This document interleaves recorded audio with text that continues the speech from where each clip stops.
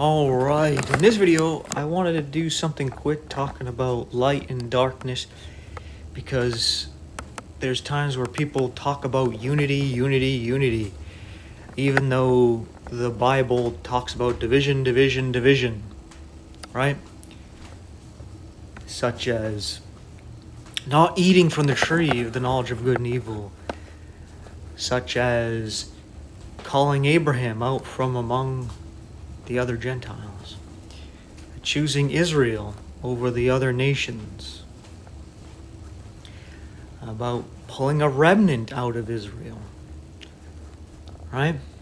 Not to mention the Tower of Babel and Jesus saying he's not come to send peace but to bring division.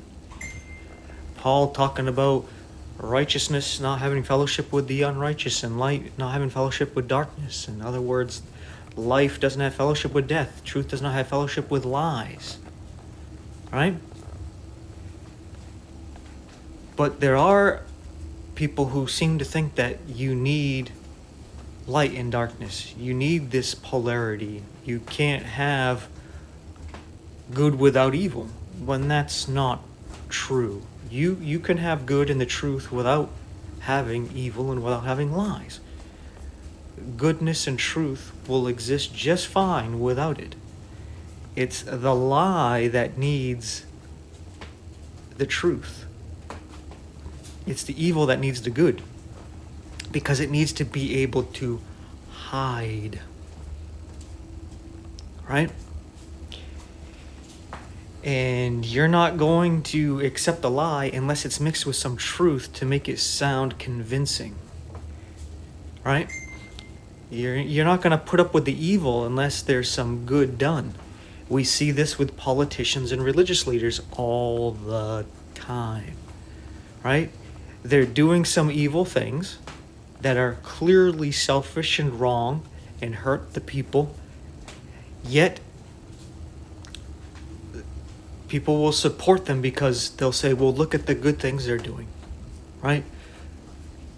So they ignore the evil things they're doing because they're doing some good things. So you see those good things that some politician might be saying and doing, they'll cling to that and they'll ignore all the evil things that they say and do. Right? The same thing when it comes to churches and denominations, where they might be doing some weird things with children or other shady things with adultery and what have you. And then these people will ignore it because, well, look at all the charity work they do, and they do all this helping with like orphanages and with the poor and needy and this and that. All right? So you see that the lies and the evil need the good in order to be accepted, because if somebody was just pure darkness, you would reject them. But if somebody was pure light, hopefully you would accept them. There would be no reason, right, not to. And this is why I have this weird depiction here of yellow and black here. Now, over here in this green little circle over here that I just circled is like a source of light. You know, this can be God, the sun. It can be a big spotlight, a flashlight of sorts. It could be a fire, a candle, you know, whatever. It's a source of light, like a light bulb, right? And that light, just fine, right? Blasts and the darkness fades away. But we have a blockage here where eventually it doesn't get to some areas. Now, when it comes to God and God's light, the reason why it doesn't get to a certain area is not because God is finite and he can't. The reason why there's dark places, mainly in people's hearts, is because they won't let the light in. They're blocking it. Such as if there was a person here, right, in front of the light, then let's make that a little thicker. They would, okay, that was too thick. My bad. They would cast a shadow. And you know, sometimes a shadow is like this. It's bigger than the actual object.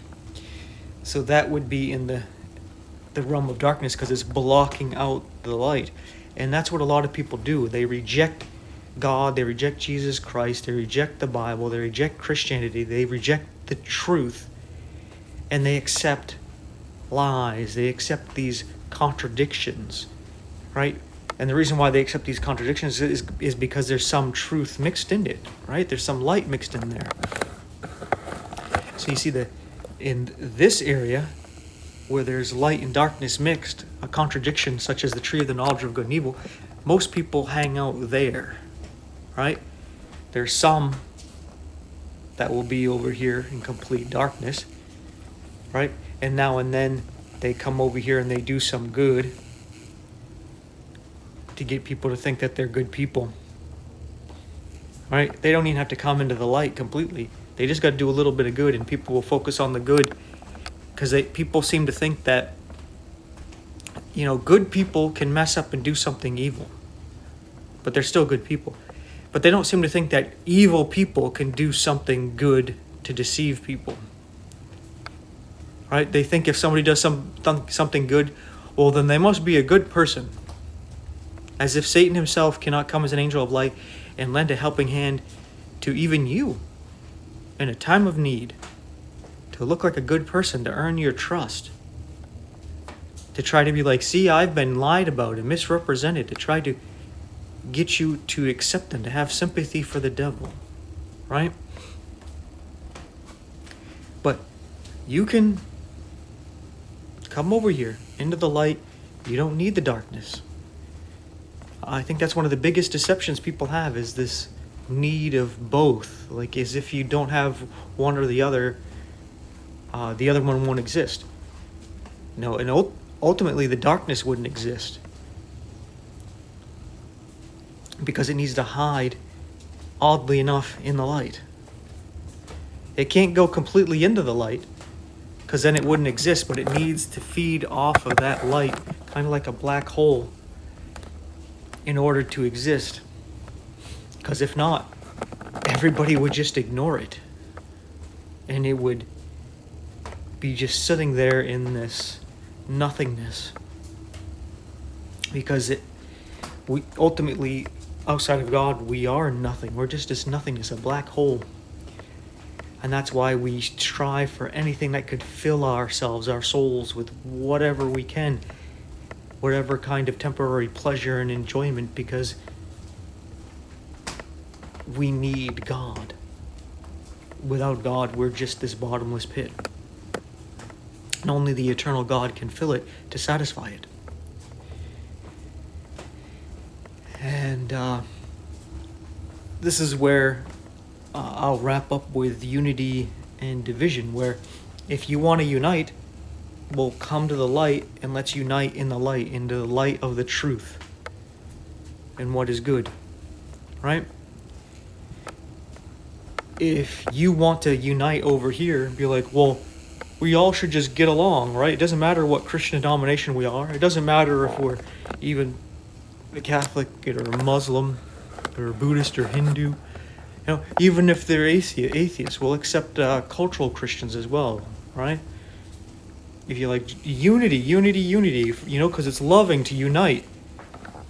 Well, then you're in that boat there where you're mixing good and evil, truth and lies, life and death, the righteous with the unrighteous, believers with unbelievers. So you're basically doing the work of Satan there, mixing the wheat with the tares, the sheep and the goats.